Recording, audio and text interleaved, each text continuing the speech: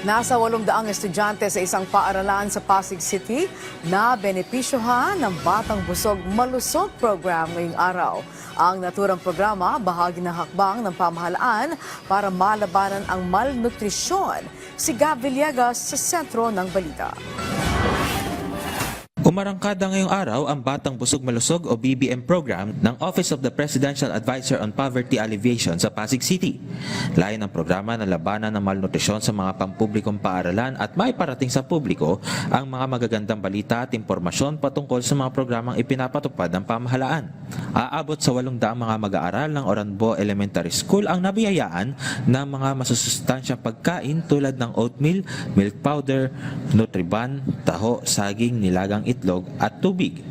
Mayroon ring booklet na natanggap ang mga bata mula naman sa kanilang private partner. Sumama rin sa naturang aktibidad ang PhilHealth para naman sa mga nais magpamiyembro o di kaya ay makakuha ng kanilang PhilHealth ID. Ayon kay Secretary Larry Gadon, marami na ang natulungan ng mga bata at marami na ring mga organisasyon ang nais lumahok sa BBM program ng OPAPA.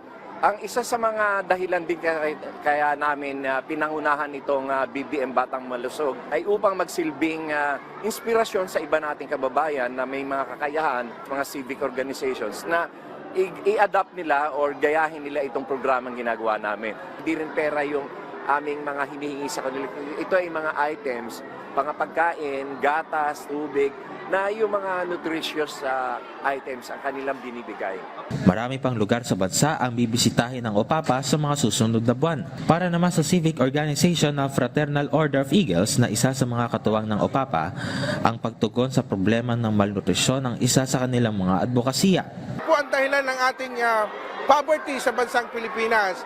Ito po ay dahil sa malnutrisyon at ang edukasyon. Kaya ang Agila, ito po yung aming napili na advokasya o itong aming flagship project para matulungan natin ang ating bansang Pilipinas at lahat ng mga Pilipino na mga kababayan natin.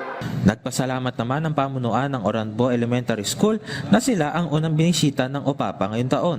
We are so happy na kami ang napili ngayon at nababalitaan kasi namin na kami ang kauna-unahan na beneficiary for this year. At ito naman syempre